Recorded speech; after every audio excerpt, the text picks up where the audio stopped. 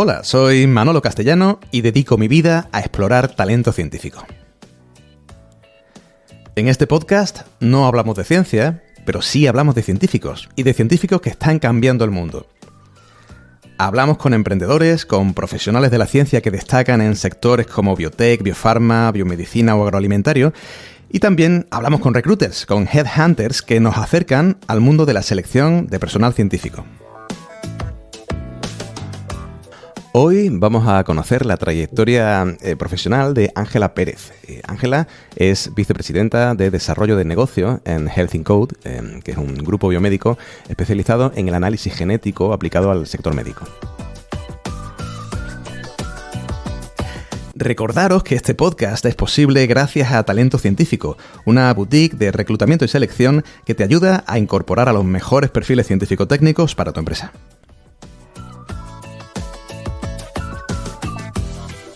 ¿Queréis explorar talento científico conmigo? Allá vamos con la entrevista de hoy.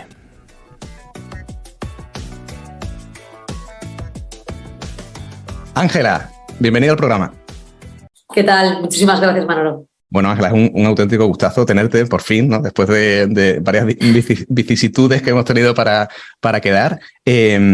Y como solemos empezar las entrevistas en este podcast, a mí me gustaría que empezáramos desde el principio. O sea, todos conocemos a la Ángela Pérez de ahora, pero a mí me gustaría que empezáramos cuando decidiste acercarte al mundo de la ciencia, o incluso antes si tú quieres, ¿no? Porque muchos científicos vienen de una carrera de vocación, ¿no? Pero en tu caso me gustaría que nos contaras qué es lo que te hizo a ti estudiar, por ejemplo, biología. Cuéntanos. Muy bien. Pues bueno, es una historia un poco curiosa porque realmente yo estudié biología porque era potencialmente en aquel momento, yo nací en el año 73 con un boom tremendo de natalidad. Entonces, en aquel año existían los numerus clausus, no había tanta oferta en la universidad como demanda por parte de los estudiantes, ¿no? Entonces yo potencialmente fui al cole público, bueno, pues uno de los peores de Valencia, y me pegué un tremendo batacazo en selectividad. Y esto me gusta decirlo porque bueno, hay veces que el pasado nos condiciona a la hora de decidir que no podemos llegar a determinadas metas porque partimos de una posición, digamos, no demasiado ventajosa, y yo esto quiero defender y romper una lanza a favor de que, bueno, siempre es tiempo de reconducir nuestra propia trayectoria, ¿no? Y buscar una meta de éxito. En este caso, pues yo, como te comento, no tengo la formación más adecuada. Cuando hago el selectivo no consigo esa nota suficiente para estudiar pues, ingeniería, que era en aquel momento lo que me gustaba. Vale. Y bueno, yo entro en biología, entonces soy una auténtica bióloga sin vocación, ninguna. Realmente hasta tercero de carrera yo me relacionaba con mis compañeros a los que les encantaba ir al campo, trastear con bichos, cazarlos, conservarlos. A mí me daban auténticamente un asco tremendo los bichos, y bueno, y las plantas pues tampoco era una cosa que a mí me apasionara. Entonces, bueno, pues así conviví hasta que una maravillosa mañana en la que entró una profesora de genética en el aula y empezó a darnos clases de genética. En aquel momento dije, ole, sí. Voilà, aquí está mi auténtica vocación. Empecé a prestar más atención. Por cierto, yo soy una estudiante de las que a mí me pones un temario, yo me planifico y tiro adelante con todo. Da igual que me guste que no me guste. Estoy programada para hacer una determinada tarea que me propongo. Entonces, hasta ese momento no tenía vocación, pero tampoco me había planteado que podía dejar aquella carrera, ¿no? Yo continué y tuve la gran fortuna, gracias a esto, de encontrar genética. Genética, pues imaginaos genética en el año 92, nada que ver con lo que ocurre ahora, no se conocía el genoma humano, ni siquiera sabíamos casi secuenciar ADN, lo hacíamos de una forma absolutamente artesanal. Entonces, bueno, pues en aquel momento decido que voy a elegir a partir de ese momento todas las asignaturas que tengan que ver con genética y voy a interesarme enormemente por esta disciplina, ¿no? Que empezaba. ¿Esto de la genética, o sea, a ti te sonaba de repente de primeras o lo conocías de antes? Es que esto me recuerda un poco a algunas conversaciones que yo tenía con mi padre cuando me explicaba que él, cuando estudió, el tema del ADN no se sabía demasiado bien. Nada. Y parece increíble, ¿no? Pero pasa, ¿no? Y yo creo que la evolución que ha pasado en el mundo de la genética o de la genómica, ¿en cuánto? En 20, 30 años, es tremendo, ¿no? Sí, es un poco como las TIC. Cada año te sorprendes porque la capacidad de levantar la información del ADN se duplica y se multiplica cada año que pasa, ¿no? Entonces, todo lo que sabes el año anterior no puedes desconectarte en ningún momento, tienes que seguir actualizándolo porque cambia enormemente la tecnología y cambia enormemente la forma de entender pues esa información que obtenemos cuando secuenciamos el ADN de un organismo. Pero tú lo viste, desde el principio viste, esto es para mí, ¿no? Sí, efectivamente. Dije, esto es lo que me gusta, es algo que cuenta mucho con procesos, son protocolos, es algo organizado que a mí me gusta mucho y tenía detrás pues todo un campo por descubrir. La verdad es que luego también me he dado cuenta que a mí lo que me gusta es hacer las cosas por primera vez. Oye, por primera vez en mi barrio, en mi ciudad, en España o en el mundo, si es posible, ¿no? Pero esa sensación, esa satisfacción de ser el primero en proponer hacer las cosas de una determinada manera, en lanzar al mercado un determinado producto, es algo que me apasiona. Es un subidón de adrenalina que yo le recomiendo mucho a las personas, ¿no? Hay personas que les gusta hacer las tareas de una forma rutinaria. A mí me encanta cambiar las cosas e intentar hacer las cosas de otra manera. Entonces, en este campo estaba todo por hacer. Yo no sé si esa fue la faceta que más me gustó, que había mucho por descubrir. Casi lo que te enseñaban era la puntita del iceberg de lo que se iba a descubrir después y ya se veía. ¿Y te picó el gusanillo de la investigación per se? Bueno, si quieres continuamos un poquito en esta trayectoria. Yo empiezo a estudiar todas las asignaturas relacionadas con genética en cuarto de carrera. Estamos hablando del plan antiguo, 5 años de carrera. En cuarto de carrera entro en el departamento de genética como ayudante de investigación. Esto implica lo siguiente: tú eres la que le friega los matraces y los tubos de ensayo a un señor que está haciendo el doctorado y a cambio él piensa en voz alta si te apetece y tú vas aprendiendo de lo que él habla, ¿no? Un sistema que a mí me encanta, basado en el esfuerzo, ¿no? Y que se diferencia tanto con las generaciones actuales, ¿no? Que necesitan retos, que parece que les tenemos que proporcionar determinados marcos de trabajo para que trabajen, ¿no? En nuestro caso, con esta edad que yo tengo, pues allí tú te esforzabas todos los días y estabas allí pues haciendo algo para que te enseñaran. Entonces, bueno, empiezo en el departamento de genética, termino la carrera y en aquel momento, bueno, consigo una beca para hacer la tesis doctoral y comienzo la tesis doctoral. Mis padres encantados de la vida, una tesis doctoral basada en genética y era, pues concretamente, para que os hagáis una idea, pues la sobreexpresión de un gen que tenía que ver con el desarrollo del ala de una mosca, que trabajamos mucho en el laboratorio, pues cuando se inhibían o se activaban determinados genes. Imaginaos que aquello le interesaba a un señor alemán con el que me carteaba y a mí. Cuando llevaba 6 meses con esta investigación, pensé, Dios mío, yo no puedo continuar 3 años y medio como mínimo, más o 4 años más trabajando en esto y quemar esta etapa de mi vida aquí. Por aquel entonces, la Universidad de Valencia trabajaba en colaboración con Roche en los primeros proyectos de investigación y de secuenciación de organismos modelo. Estaban trabajando en Europa. En Europa nos repartíamos unos trocitos de cromosomas de una mala hierba china, cuya secuencia de ADN nos permitiría después, cuando la analizáramos, ver un poco cómo podíamos trabajar con nuestras plantas ya de interés agronómico, no aquella mala hierba, y poder tener variedades cada vez mejores. Entonces, bueno, como la Universidad de Valencia estaba trabajando en este proyecto y yo tuve la gran fortuna de trabajar en este proyecto, se me abrió como un campo paralelo que tenía que ver con, hemos trabajado en estos proyectos europeos de secuenciación, manejamos una tecnología que manejan muy poquitas personas en Europa, sabemos secuenciar ADN y además con una tecnología revolucionaria en aquel momento. Y por otro lado, yo tenía mi carrera en la academia garantizada durante 4 años y luego imagino que una trayectoria en docencia o quedándome en la propia universidad o yéndome a hacer un postdoc a otro país europeo y trabajando en investigación. Pero es que a mí la investigación me parecía algo lento y no de masas. Entonces, en aquel momento, pues tomó una decisión que me hace mucha gracia recordar porque senté a mis padres y les dije, bueno, vamos a ver, he decidido dejar la tesis doctoral, es algo que en este momento no me apetece hacer, creo que con mis 23 años, creo que ahora mismo puedo hacer otras cosas, la tesis doctoral queda para más adelante, y entonces, bueno, he decidido cofundar con un profesor de la universidad una empresa que utilice esa tecnología que tenemos procedente del proyecto de investigación de secuenciación de ADN y intentar desarrollar productos y servicios basados en secuenciación de ADN y llevarlos al campo,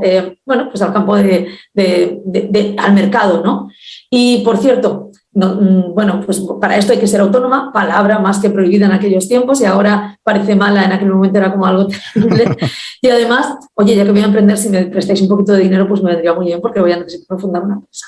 ¿Y cómo se les quedó imagínate que les faltó hacer la croqueta en aquel momento. Yo no recuerdo bien esas caras, ¿no? Pero bueno, luego ya sabes cómo son los padres y me apoyaron en todo. Y así nace la primera empresa de biotecnología, de secuenciación de ADN, de genética, en España, nace en la Comunidad Valenciana, su nombre es Sistemas Genómicos y está todavía hoy ubicada en el Parque Tecnológico de Valencia, de Paterna. Entonces, bueno, pues así fundamos Sistemas Genómicos. Madre mía. Oye, si nos intentamos poner en la cabeza de una joven científica de 23 años, ¿qué le tienes que decir o cómo la convences? O no, a lo mejor no hay que convencerla, no sé. ¿Qué le tienes que comentar para que decida dejar una carrera como muy cierta, segura, clara, ¿no? Unos pasos muy concretos, ¿no? A emprender? Y más por aquellos tiempos. Pues efectivamente, no sé si hay un cierto punto de locura, pero en mi caso salía como algo natural. Yo llegaba todas las mañanas a la universidad en la misma dinámica, a la misma hora, me ponía a trastear en el laboratorio y a realizar los mismos protocolos y yo pensaba, ostras, y así, espérate, 4 años por 365 días, porque las moscas se reproducen cuando quieren, aquí no había fines de semana. Y aún así yo decía, todo esto, esta multiplicación todos los días así de mi vida durante unos cuantos años, uff. Y por otra parte, pues no existían empresas de esto y tú decías, bueno, ¿y si podemos inventar algo? ¿Y por qué no? ¿Y por qué después de haber hecho esas publicaciones? Por cierto, hicimos unas publicaciones científicas maravillosas de un impacto tremendo en revistas de reconocidísimo prestigio. Teníamos incluso un currículum científico muy bueno, ¿no? Podíamos haber seguido en el ámbito de la investigación con cierto éxito viviendo de estas publicaciones. Pero aún así dices, ostras, y esto todos los días de mi vida. Yo creo que es un momento de algo que no hacemos los humanos, que es parar y pensar si en donde estamos metidos es donde queremos estar, ¿no? Y si podríamos hacer algo por mejorar nuestra vida. Oye, somos felices, pero si nos paramos a reflexionar, podemos cambiar algunas cositas para ser todavía más felices. Yo en aquel momento pensé, no está mal, me puedo conformar y me puede ir bien en la vida, pero creo que si lo intento en emprendimiento, si monto una empresa, voy a ser más feliz, porque voy a hacer lo que quiera, ¿no? Uh-huh. Entonces eso de hacer lo que es mentira, ¿no? Haces lo que puedes y sobrevives. Pero en aquel momento me seducía mucho la idea de inventar, ¿no? De inventar cosas y de aprender, sobre todo de aprender muchísimo acerca de un campo que desconocía completamente. ¿Y cómo se crea una empresa, Ángela? ¿Por dónde empieza? Bueno, ahora es mucho más fácil. Ahora tenemos un ecosistema, le llamamos el ecosistema emprendedor. En Valencia, concretamente, nos hemos organizado y tenemos pues las aceleradoras, los pequeños fondos de inversión, los fondos de inversión un poquito más grandes, los emprendedores en diferentes ámbitos y las asociaciones que tratan de ayudarte y enfocarte y decirte dónde están las incubadoras, dónde están los mentores que te van a ayudar un poquito. Eso ahora es mucho más fácil. ¿Y dónde están aquellos que lo han hecho antes y te pueden dar consejos y te pueden apoyar un poquito? Ahora lo tenemos estratificado. En aquel momento era mucho más difícil y el único sitio disponible en Valencia era una cosa que se llamaba y que sigue llamando hoy el CEI Valencia, el Centro Europeo de Empresas Innovadoras, donde pues me acogieron, me enseñaron cómo hacer un plan de empresa. El plan de empresa lo presentamos a unos premios Bazcaja en aquel momento y nos dieron 2 millones de pesetas como mejor plan de negocio. Imagínate los que habría. Yo creo que les gustó más el sector que el propio plan, porque tenía todas las lagunas del mundo. Yo luego le eché un vistazo con el tiempo y me hizo mucha gracia. Y bueno, te acercas a alguien que conoce un poquito cómo se emprende, te ubicas en un sitio donde se albergan emprendedores y trabajas 24 horas al día, y esto no es una exageración, son muchísimas horas al día dedicados a salvar todos los obstáculos que te van llegando. En ese aspecto, ¿viste tú mucha diferencia entre el antes y el después? O sea, son famosos los investigadores por su obsesión, ¿no? Con sus proyectos y con... ¿Es tan distinto cuando emprendes? No, yo creo que es más duro. Yo creo que emprender es mucho más duro que tienen cosas comunes. En la ciencia, sobre todo en un ámbito como el de la biología, tú vas al laboratorio, ejecutas un protocolo y lo normal es que no te funcione. O sea, tenemos que estar preparados para el fracaso porque los experimentos no suelen funcionar. En la empresa lo mismo. Tú pones en marcha un determinado producto, sales al mercado y no te funciona, vuelves y ensayo-error y método científico. Esto es común. Pero en realidad en la empresa el problema es que el ámbito de actuación en el que te mueves no está circunscrito a aquello que te habían enseñado teóricamente en la carrera. Tú cuando emprendes hay un montón de disciplinas que no te han enseñado. Por lo tanto, el ensayo-error ha de ser, las iteraciones han de ser mayores y los tienes que hacer mucho más rápido, porque el mercado tampoco te da tiempo infinito. Entonces, en un caso en la ciencia, los científicos nos han formado, aunque no sea al 100%, para ejecutar una serie de tareas que no te van a funcionar a la primera, pero con ensayo-error llegarás a buen término. En el campo de la empresa no te han enseñado para la mayoría de ellas. ¿Quién te ha enseñado a gestionar recursos humanos? ¿Quién te ha contado lo que era una cuenta de resultados cuando estabas estudiando biología o química o matemáticas? Todo esto no lo sabes y lo tienes que aprender pues rodeándote de gente buena cuando puedes pagarla o bueno, persuadiendo a amigos tuyos si tienen estos ámbitos o estas disciplinas o estos ámbitos de conocimiento y ensayando ensayo-error rápido para acertar lo más rápido posible el camino bueno. Oye, y en el año 1998 creo que fue, ¿no? Cuando fundasteis. ¿Cómo encontrasteis el primer producto o servicio? O sea, imagino que el inicio es lo complicado, ¿no? En esa fase. ¿Cómo se llega a eso? Bueno, nosotros cuando teníamos la tecnología para secuenciar ADN, lo que hicimos fue ir a Google, que ya existía, y nos informamos acerca. Bueno, es que esto lo digo porque ya a determinadas edades a veces se dan las cosas por hecho y yo recuerdo los primeros clientes conseguirlos mirando en guía páginas amarillas, pedirla de todas las provincias y buscábamos por sectores de actividad y conseguíamos los teléfonos para conseguir esos clientes. Ahora esto se lo cuentas a un niño de 26 años y se parte de risa. Amarilla, eso. Entonces, bueno, en aquel momento lo que hacemos es mirar en el mundo quién utiliza secuenciación de ADN en el ámbito de la salud, que era lo que nos gustaba, y empezamos a ver que existían empresas en Estados Unidos que ya hablaban de aquello del diagnóstico genético, aquella información que existía en nuestro cuerpo y que nos ayudaba a prevenir enfermedades o a conocer determinados riesgos.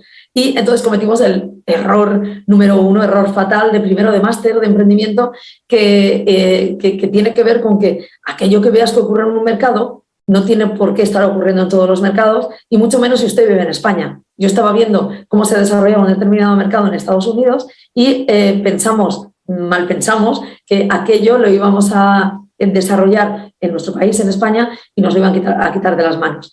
Pues entonces lo que hicimos para desarrollar ese primer catálogo, respondiendo a tu pregunta, fue copiar como bellacos, hacer eso que llamamos benchmarking, y luego nos equivocamos como bellacos también, cuando nos dimos cuenta que los médicos nos decían, pero señorita, usted me está diciendo que el cáncer puede ser hereditario. Pues sí, hoy es algo obvio y todos los médicos saben que cierto porcentaje de los cánceres son hereditarios. En el año 98, pues no. Aparte de lo que yo digo siempre, yo era una chica de 23 años que potencialmente aparentaba 19 y a lo mejor tampoco era el perfil. Nuevamente, ahora estamos acostumbrados a ver chicas que dirigen empresas. En el 98 no es así. No es así en absoluto. Entonces no era. Entonces, bueno, pues nos equivocamos en ese catálogo, volvimos a la empresa, tiramos el plan de negocio a la basura, pedimos pizza y dijimos, ¿cómo vamos a pagar el secuenciador de 16 millones de pesetas que nos hemos comprado, las 3 personas que hemos contratado en literalmente un taller mecánico, que era donde se desarrolló la primera versión de sistemas genómicos, ¿no? Porque todo ese equipamiento, Ángela, ¿lo teníais de la universidad? ¿Había sido pagado posteriormente? ¿Eran fondos vuestros? Bueno, nos ayudó muchísimo las subvenciones que existían. Sí que tengo que decir que existían y siguen existiendo fondos para crear empresas de base tecnológica. Hay mucho apoyo. No te lo dan en el momento adecuado, te dan el dinero después, pero que te concedan ayudas es un aval muy bueno para ir al banco. ¿Y no eran préstamos? No, en aquel momento eran subvenciones. Luego pasó a préstamos, ahora también es subvenciones y ahora ocurre algo mixto. A mí me encanta que sean préstamos, pero también es verdad que un mix, subvención un poquito para ayudar y préstamos es mejor. A pesar de que digo que me gustan más los préstamos porque hay personas o emprendedores que se pueden engañar pensando que eso, pues como no lo tienen que devolver, es para jugar. Y no es para jugar. En una empresa nunca se juega. Los efectos secundarios de equivocarse son tremendos. Entonces, bueno, pues nos equivocamos y durante ese par de días, 3 días, en los que reconfiguramos nuestro catálogo, pues nos cambiamos de sector. El sector sanitario ya nos habían dejado claro los médicos que no iban a comprarnos análisis de diagnóstico genético. Pensemos que fue el caso Angelina Jolie en el año 2004 el que cambió un poquito nuestra concepción y cambió un poquito la sociedad y hace que los humanos de la calle normales que no sabemos de genética sepamos un poquito más acerca de eso de que los genes pueden condicionar si tú vas a desarrollar un cáncer, como le pasó a esta famosa actriz. Esto ocurre en 2004 y también en 2004 nos compran el primer servicio que nosotros empezamos a querer ofrecer en el año 98. Durante esos 6 años lo que hicimos fue desarrollar un catálogo infinitamente menos complejo, también basado en análisis de ADN, pero no en secuenciación de análisis de ADN, que tenía que ver con la detección de material transgénico, ver si un foie tenía 100% hígado de oca o podía tener una contaminación por pollo, o las aceitunas rellenas de anchoa, aquello era anchoa o era sardina, y así un montón de proyectos que fuimos haciendo.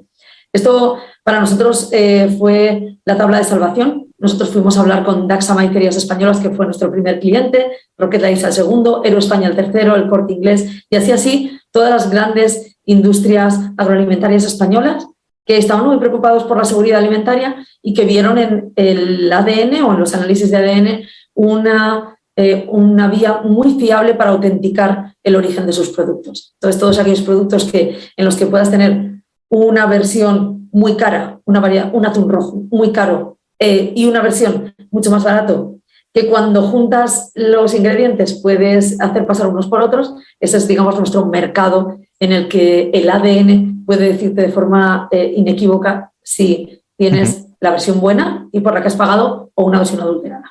Oye, ¿cómo se lleva ese tipo de cambio o sea, cuando pivotas y te vas directamente a una industria diferente? Entiendo que hay como una cierta rémora de la marca que has ido trayendo durante ese tiempo. Entonces tienes dos opciones.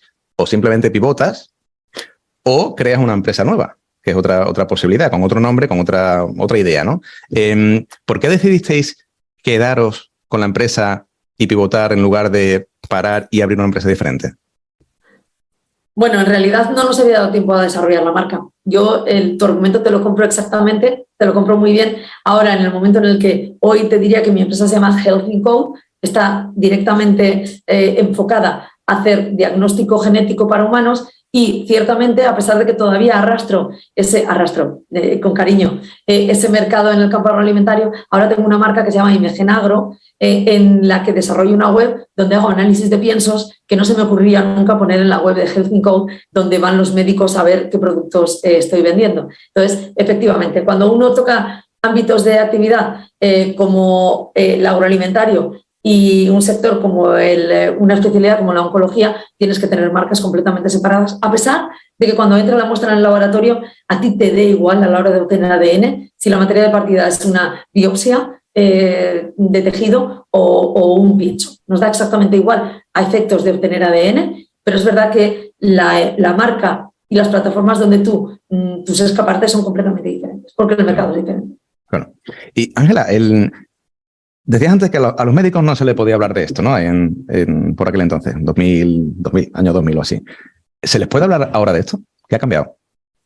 Ha cambiado un poquito, no tanto como nos gustaría, porque tenemos un problema grave en este país y es que somos el único país europeo sin especialidad en genética. Entonces, no hay médicos que sepan de genética.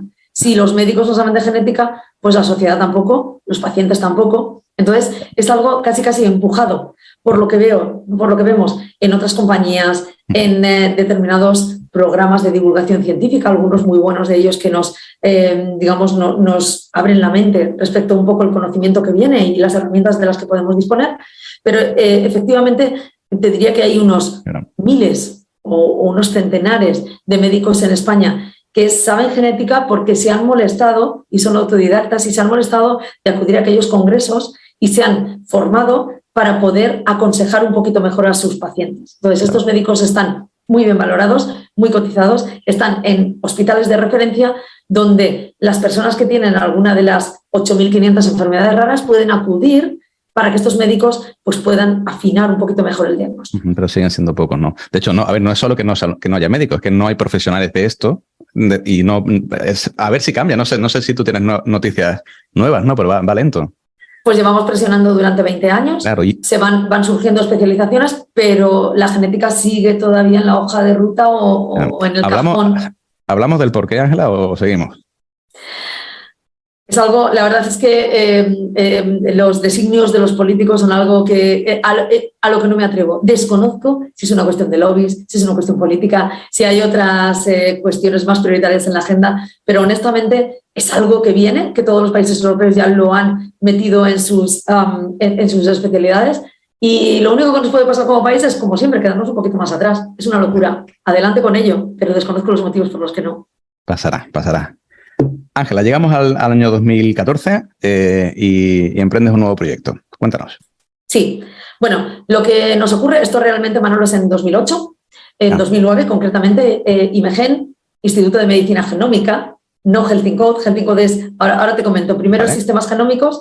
Tenemos una hecatombe, digamos, en el año 2008 y que tiene que ver con otro de los graves, yo creo que es el segundo topic en un máster o el segundo error más frecuente, y es que no monte usted una empresa sin tener ni idea del campo o del mundo de la empresa. Y si lo hace, porque no tiene más remedio que hacerlo, porque piensa que es su oportunidad, tómese la molestia de formarse en el campo de la empresa. No confíe a ojos cerrados en otros socios que pudieran no estar tan alineados con el objetivo de la empresa y más alineados por sus propios objetivos. Esto nos pasa a nosotros.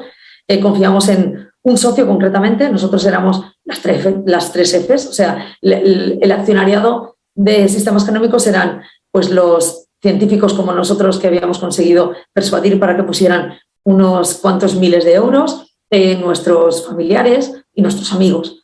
Y entonces, bueno, así conformamos 15 socios que habían puesto un poquito de dinero y con ello compramos el primer secuenciador y empezamos. Pero de ese conjunto de socios se nos juntó 2 años después de iniciar la empresa el que era nuestro asesor fiscal. Vamos, una familia adinerada y bastante conocida en Valencia que, bueno, pues que tenía una asesoría fiscal, mercantil, contable y nos ayudaba con todos esos trámites que nosotros desconocíamos.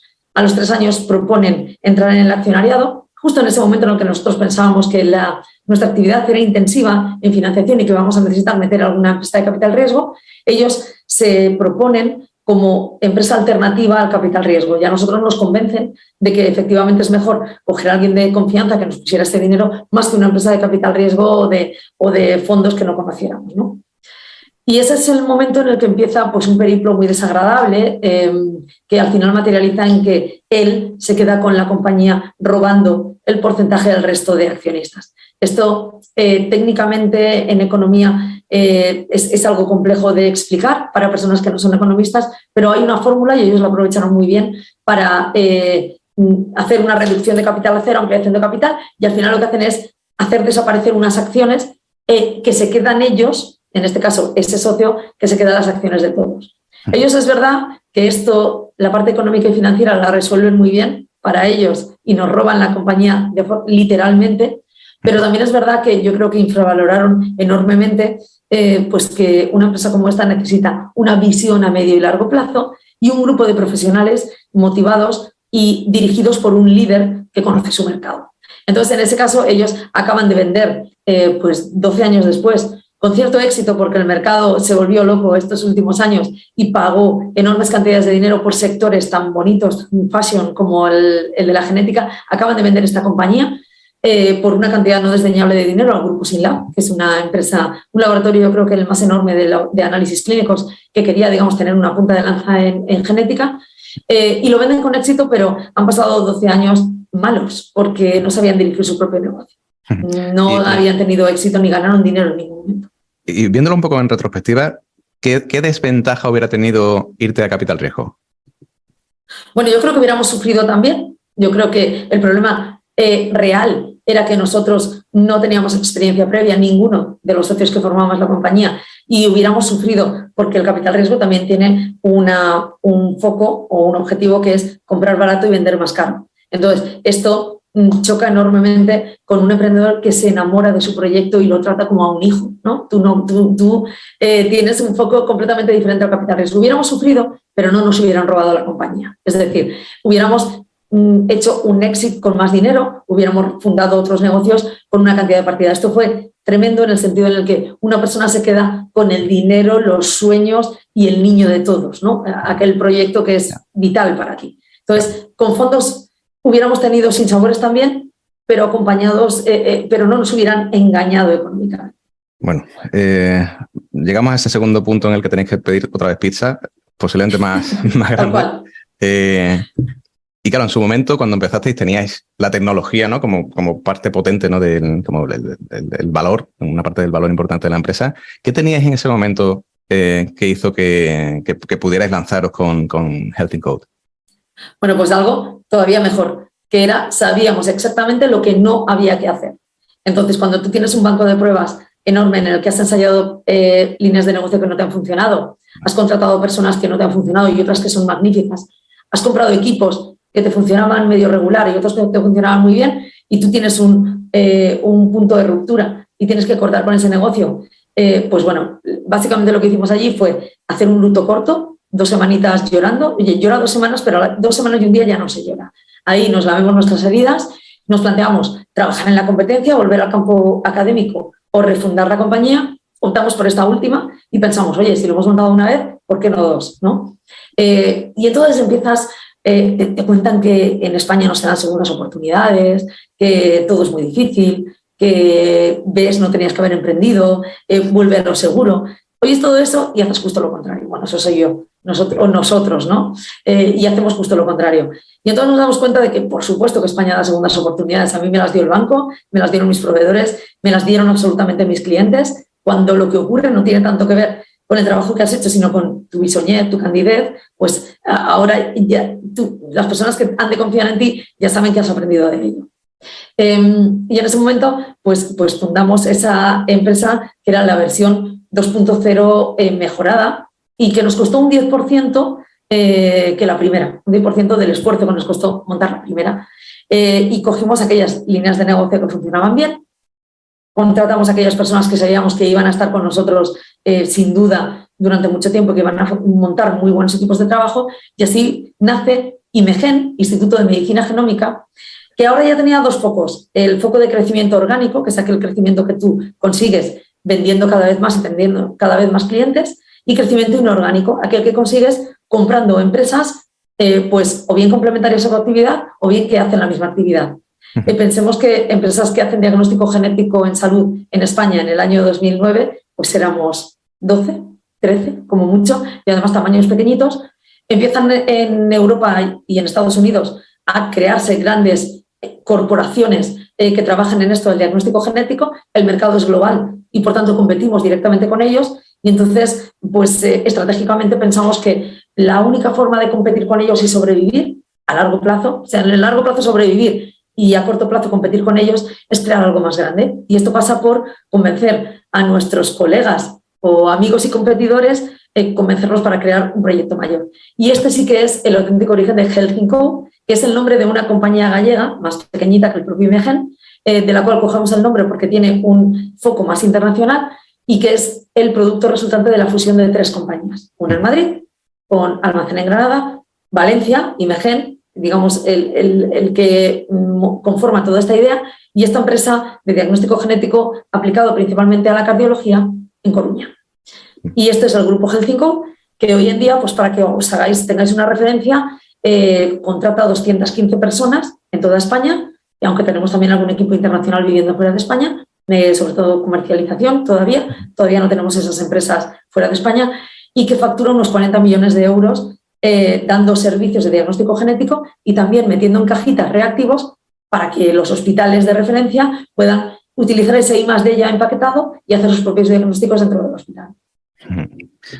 Cambia la cosa, cambia la presentación. En este sentido, cuando vosotros decidís apostar por esta empresa consorcio, ¿no? Empresa grande, ya más deslocalizada, pasáis de vuestro ámbito más local, de conoceros todos, a de repente, bueno, pues entiendo que tendríais que ir continuamente a Madrid o a Galicia o a Granada, no lo sé. ¿Cómo se gestiona eso? O sea, ¿cómo empiezas a aprender a llevar una empresa que está en muchos sitios a la vez? Bueno, a ver, con esfuerzo. El teletrabajo y el COVID ahí nos ayudó mucho. Nosotros realizamos la integración o la fusión de las compañías justamente en febrero del año 2020 y bueno, pues nos metemos todos en casa. La integración ha sido más lenta de lo que hubiera debido ser, pero también es verdad que el mercado nos ha dado ese tiempo y nos ha dado la oportunidad del COVID, que también para nosotros ha sido un gran negocio y un gran quebradero de cabeza y una gran satisfacción y orgullo personal, todo eso junto.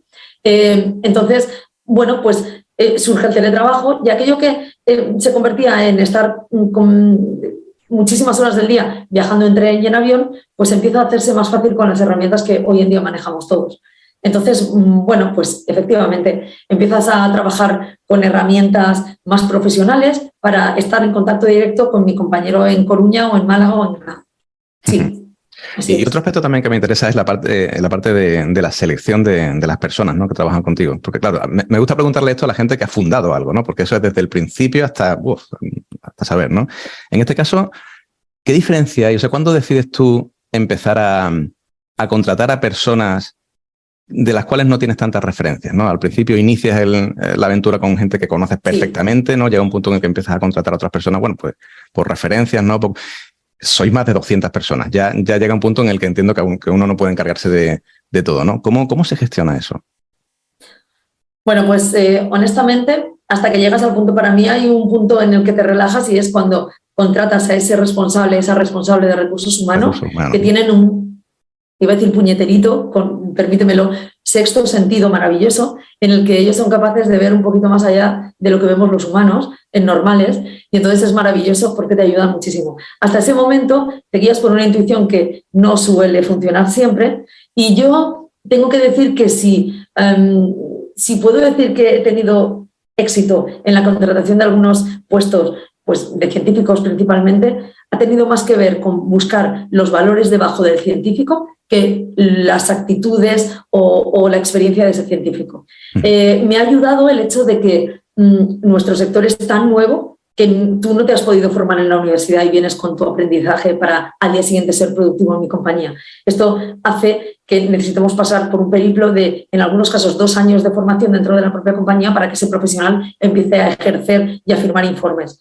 Esto que hace que te puedas permitir el lujo de seleccionar a ese personal por valores. Y entonces tú digas, voy a seleccionar personas que tengan los valores que tiene la empresa en conjunto. Entonces hicimos un estudio importante acerca de que nos representaba a todos los trabajadores de la compañía y seleccionamos así. No obstante, es verdad que hay veces que tienes un fichaje de una determinada persona, la traes de la competencia, ya no miras los valores que tiene y luego en un grupo, imagínate, de 200, hay todo tipo de caracteres.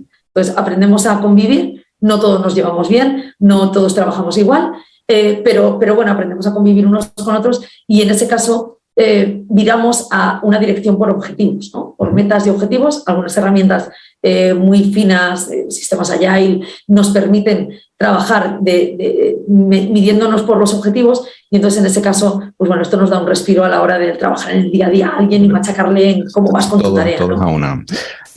Vámonos al 2014, Ángela. Háblanos del proyecto de DNA Alliance. ¿Cómo surge o por qué surge?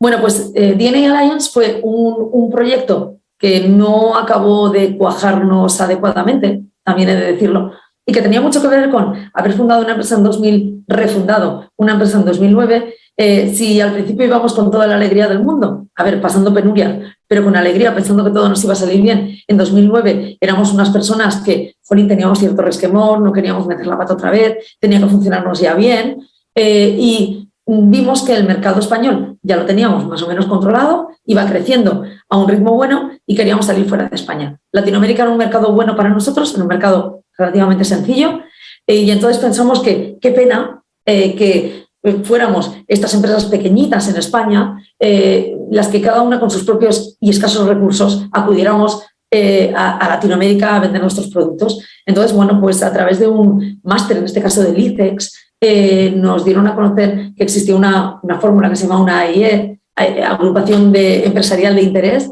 o una UTE, es lo mismo, me da igual, una unión temporal de empresas buscando un objetivo común. Y entonces podías utilizar estas fórmulas en las que tú seguías manteniendo tu identidad como empresa, pero te juntabas con otro, en este caso competidor y enemigo en España, pero que iba a ser amigo fuera de España, y así desarrollar o abrir un mercado compartiendo gastos. Es como un poco... Pues aquello era como un patio de escalera, poníamos un dinero conjunto y administrábamos pues una comercialización fuera de España.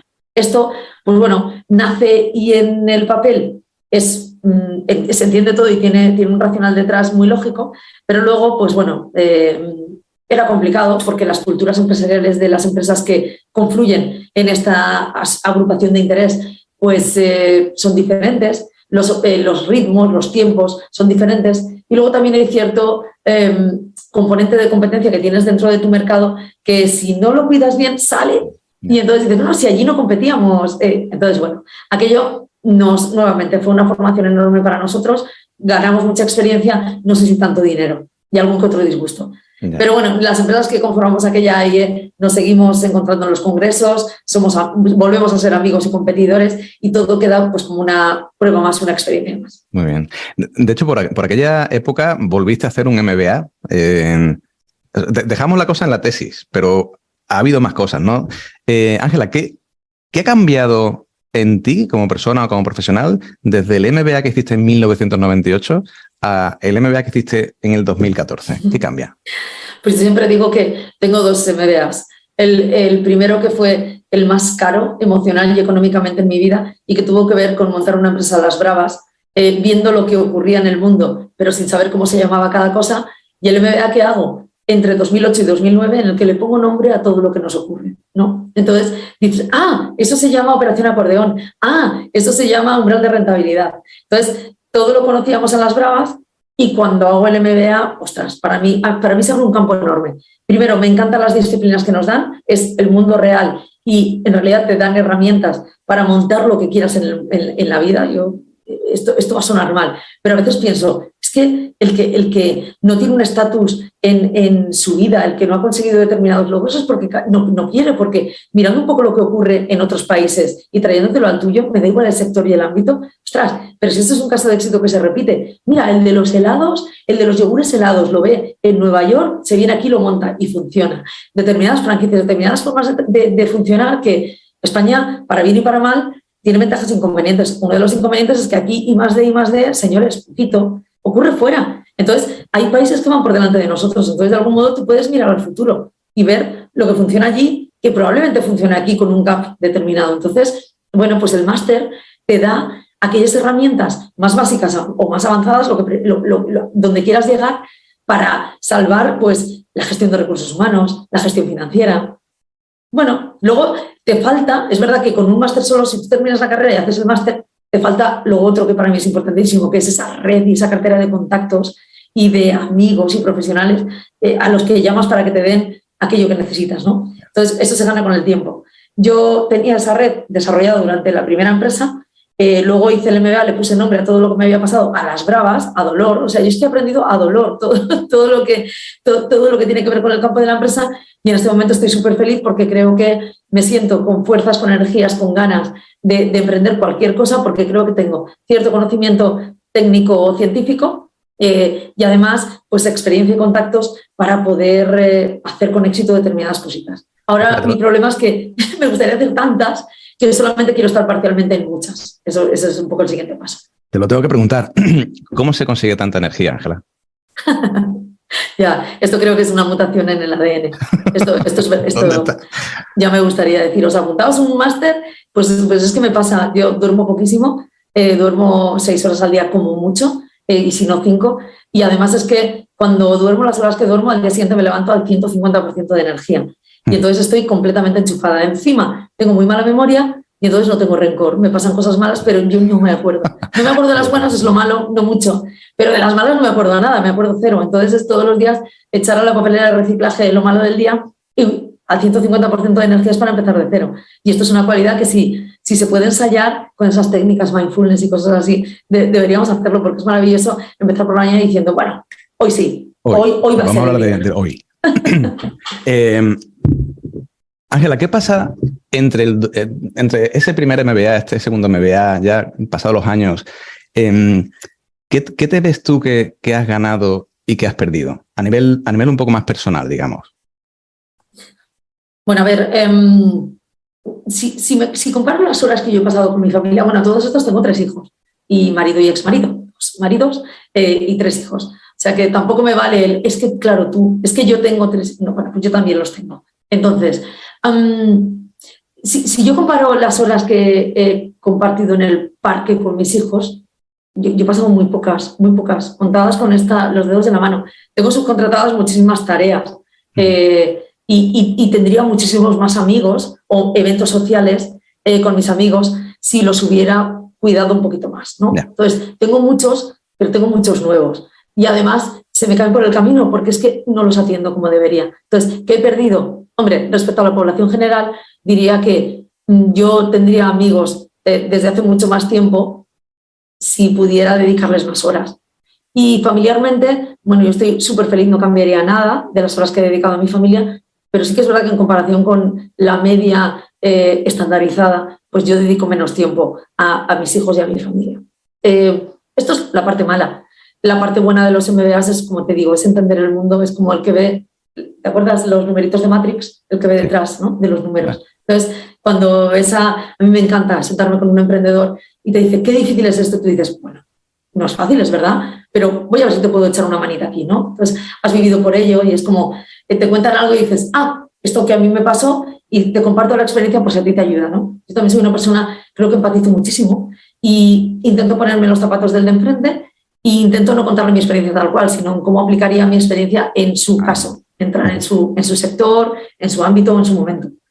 Y esto es muy divertido para mí. A mí me gusta mucho poder charlar y compartir experiencias con otros emprendedores. Y perdonadme, si son emprendedoras todavía me gusta más. Vamos a hablar de eso. No sé si prefieres hablar de conciliación, si prefieres hablar de emprendimiento científico femenino. Yo sé que eres una baluarte, ¿no?, de todo lo que es emprendimiento científico femenino, pero hay que... todo este tipo de temas se pueden hablar desde muchas perspectivas. Una perspectiva un poco más reivindicativa, una perspectiva no reivindicativa en ningún caso. ¿Cuál es tu sentimiento respecto a todo este tema? Bueno, yo creo que todavía nos sigue quedando... Yo soy, no te diría reivindicativa en sentido estricto, pero es verdad que soy disruptiva y que además digo las cosas tal cual las pienso y las siento. Si a alguien le ofenden, pues lo lamento muchísimo. Es mi experiencia y estoy muy satisfecha de cómo me ha ido. Mira, la palabra conciliación es una palabra que tiene tantos matices y se entiende siempre yo cuando la oigo, lo oigo de una determinada manera, que no me gusta. Creo que las mujeres seguimos todavía en esta generación influenciadas por nuestras madres y aquella que tenga la suerte de conservar a sus abuelas por sus abuelas. Y creo que todavía seguimos quedándonos, a lo mejor a veces sin confesar, con una tarea mayor que tiene que ver con el cuidado de los hijos. Es como si por el hecho de ser la mujer de la familia tuviéramos que nuestra carga ha de ser un poquito más pesada, ¿no? Y partimos de esa posición sin plantearnos que eso se puede llevar a una mesa, discutir y repartir de una forma más justa, más igualitaria. Y luego llega la palabra conciliación. Y la conciliación tiene únicamente que ver con los hijos y el tiempo que yo necesito para las cosas de mi casa. Entonces, yo concilio fenomenal las tareas de limpieza del hogar. No me gustan, no las hago, las subcontrato. O sea, ni siquiera mi pareja tiene ningún interés en hacer eso. Entonces, hay cosas que nos gusta hacer y cosas que nos gusta hacer menos. Pero en este ámbito, a mí me encanta emprender, me encanta mi trabajo, igual que me encanta mi familia. Entonces, ahí reparto en la medida de lo posible. Pero a mis hijos también les encanta ir al colegio y les encanta... Entonces, hay que repartir una serie de tareas. Yo creo que hay veces que lo deberíamos hacer con la mente más fría y de ingeniero y menos con esa parte del corazón que además tiene que ver mucho con una influencia cultural que a las mujeres no nos beneficia. Pero a eso voy, o sea, muchas personas que contactan conmigo y que quieren un poco reorientar su carrera, evidentemente muchas son mujeres, y yo te diría que la gran mayoría de esas personas lo que necesitan es eso, o sea, en ese punto de su vida no son capaces de conciliar o ven que no van a poder y quieren cambiar y no saben cómo. Y no saben cómo, no sé hasta qué punto es a nivel práctico o a nivel emocional, digamos, ¿no? Entonces, ¿cómo se puede cambiar eso? O sea, ¿cómo cambias tú esa inercia social o esa inercia cultural que uno tiene y que ha mamado desde chico y que tiene que aplicar algo concreto, algo práctico, ¿no? ¿Cómo lo resuelves? Pues yo creo que es que nos saltamos un paso fundamental y muy importante que es, y lo he vivido en mi propia experiencia cuando he recibido a mis compañeras de trabajo que venían a negociar con la empresa una reducción de jornada porque necesitaban y era imprescindible recoger a los niños en el colegio a las 4:30 de la tarde. Entonces yo decía, fenomenal, digo, entiendo que vienes aquí después de haberte sentado con tu marido y con tu familia y con las personas que te ayudan. No, yo vengo aquí a la empresa. Digo, ¿pero por qué has pensado que con la empresa es el primer punto donde empieza la conciliación? La conciliación empieza familiarmente. Oye, ambos tenemos en unos trabajos, ¿cómo va a evolucionar? ¿Qué quieres y qué esperas de tu carrera profesional? Y esto lo habla tu marido, lo hablas tú, tu pareja, lo hablas tú y lo escribes en un folio y decís, bueno, ¿hasta dónde quiero llegar y qué quiero ser de mayor? Y por ahí empieza, la negociación empieza en casa con nuestra pareja y con nuestra familia. Y entonces, a partir de ahí, si yo resulta que me encanta mi familia y eso no se pone en duda y por favor no mezclemos los temas del corazón, esto es igual para todos. Pero resulta que me encanta mi trabajo y es que en el trabajo tengo posibilidades de ascender, eso no cuadra con tengo que recoger a mis hijos todos los días a las 4:30 y eso es entendible. Y lo que no puede ser, y yo comento siempre en muchos foros, es yo hace tiempo, ahora menos afortunadamente, pero en algunos foros muy relacionados con el campo académico se hablaba de que los puestos de dirección tenían que acomodarse a la vida familiar. Teníamos que conciliar los puestos de dirección con la familia. Y yo aquellos que me entran una risa, que me muero, pero vamos a ver, eso es imposible. Un puesto de alta dirección o de alta responsabilidad implica un horario flexible.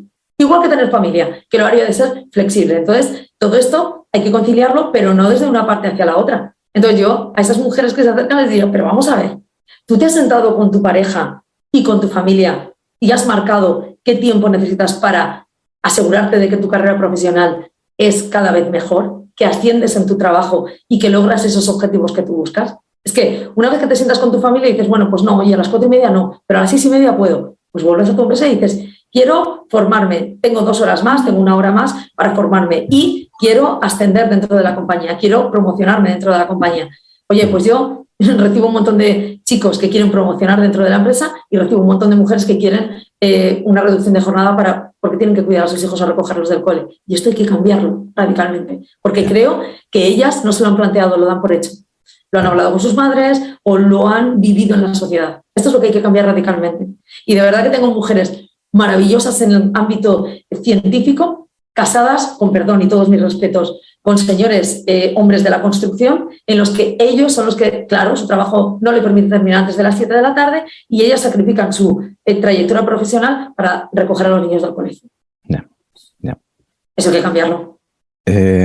Ángela, vamos a hablar de emprendimiento femenino, que ¿es otra cosa o es lo mismo de lo que estamos hablando? ¿Cuál es? Lo mismo. Es lo mismo. Es que una vez que has conseguido convencerte a ti misma o reflexionar y saber que a ti te encanta tu trabajo y que quieres llegar a puestos lo más alto posible, pues el siguiente paso es, oye, pues si no lo consigo, me monto mi propia empresa. Es que tengo esta tecnología que me gustaría aplicar, es que he visto que a tal le funciona. Y hoy en día es que encima me encanta porque el campo virtual y la venta, los marketplaces y todo esto te permite encima emprender con prácticamente el dinero que no estás ganando trabajando en otro sitio. O mejor todavía, si duermes poco, trabajas en un sitio para tener un poco de dinero y montas tu propio negocio. Entonces yo creo que ahora se abre un ámbito todavía más grande para aquellos emprendedores de vocación. Para mí un emprendedor de vocación es alguien permanentemente insatisfecho que no ve límites a su carrera. Que, ojo, carrera profesional implica hacer cosas divertidas, pero también tener un estatus social determinado o llegar a alcanzar metas que un currito básico normal, con todos mis respetos y cariño, no conseguirá a lo largo de su trayectoria porque se ha acotado el tiempo en el que va a trabajar, la empresa en la que va a trabajar o las expectativas que espera o las recompensas que espera de su compañero. Y Ángela, cuando hablas con tus compañeros o con tus empleados, ¿te da la sensación de que la gente sabe lo que quiere? No lo sabemos. Es que es lo que te he comentado antes, no paramos a pensar, no paramos. Nosotros nos vemos y como además no tenemos esa costumbre, no pensamos que es necesario, la vida cada vez funciona más rápido, nos metemos en nuestra vida conforme crecemos y cumplimos años, nos vamos metiendo en compromisos familiares, económicos, sociales, cada vez más grandes y entonces cada vez tenemos menos tiempo para pensar, porque además pensamos que si paramos a pensar no tenemos mucha opción, ¿no? Nos cerramos nuestro abanico de opciones. Entonces, vendría fenomenal aprovechar pues, ese momento vacacional para reflexionar y decir, pero yo ahora cuando vuelva en septiembre voy a querer hacer lo mismo que venía haciendo en julio. Y esto hasta el julio del año siguiente, donde me volveré a ir de vacaciones. Entonces, y esto es la vida que yo quería. Y lo más importante, una vez que eres capaz de abrir la posibilidad o abrirte esa oportunidad de pensar en esto, que no cunda el desánimo. Y además puedo cambiar. No voy a cambiar de un día a otro todo. No me puedo permitir esto probablemente económicamente, no lo puedo cambiar familiarmente, pero puedo ir haciendo pequeños cambios o puedo marcarme la meta aquí y ir lo más recto posible. Pero es que si ni siquiera me marco la meta, voy a ir a la deriva, seguir yendo a la deriva. ¿Y eso es 100% responsabilidad de uno? ¿O de alguna manera te puede tu empresa ayudar a través de un plan, ¿no?, de desarrollo profesional tuyo? Claro, como segundo paso sí, pero si alguien no se plantea que puede ser mejor puede tener más responsabilidad, puede tener mejor salario, o puede tener un trabajo pues, en el que le permita viajar más o conocer clientes, etcétera, pues la empresa no puede pensar que tú eres ese puesto adecuado, ¿no? Entonces, y nuevamente, es que eso hay que hablarlo familiarmente. Oye, es que yo ahora de repente, es que me gustaría viajar más. Y tu pareja pone unos ojos así, ¿cómo?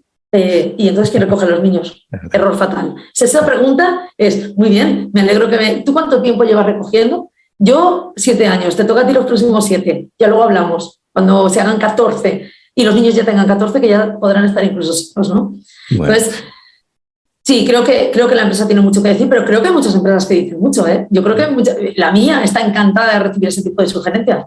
Ya me gustaría poder decir, y contaré en los foros en los que acuda, esas mujeres que han venido a mi despacho a decirme, quiero ser más, pero quiero trabajar más, quiero aprender más, ayúdame. Claro. No, esos son chicos. Ángela, ¿qué te voy a decir? Que ha sido un gustazo. O sea, me encantaría seguir hablando. Ya tendremos tiempo de hablar. Y siempre me gusta terminar con una vista atrás rápida. Si tú estuvieras viendo a la Ángela que salió de la carrera, ¿qué le aconsejarías? Pues ser un poquito más reflexiva. Un poquito más reflexiva. Creo que sobre la edad es una cuestión de madurez y a lo mejor es muy, muy difícil, pero me he llevado unos disgustos tremendos por esa impulsividad que tengo. Igual si quito eso, luego como pasa en las pelis, ¿no? Que cambias el pasado y el futuro de repente es otra cosa peor, ¿no? A lo mejor eso es lo que me ha llevado a tener determinados éxitos. Pero es verdad que, jolín, he funcionado a toda velocidad desde los 23 años, te diría que incluso un poquito antes. Entonces, hay veces que he cometido grandes errores muy obvios y he defraudado a muchas personas por esa impulsividad. Yo ahora a la Ángela de ese momento le diría, ¿puedes contar hasta 3? Sé que en tu caso hasta 10 no puedes, pero hasta 3 sí. Cuenta hasta 3. Muy bien. Ángela, muchísimas gracias por haber estado hoy en el programa. A vosotros, un placer. Seguimos hablando. Bueno, espero que os haya gustado el programa de hoy. Sabéis que nos podéis seguir en redes sociales, donde encontraréis esta y muchas otras entrevistas y donde además tendréis acceso a ofertas de empleo de perfiles científico-técnicos. Mil gracias por estar ahí y nos vemos en el próximo episodio, en el que estaremos explorando talento científico.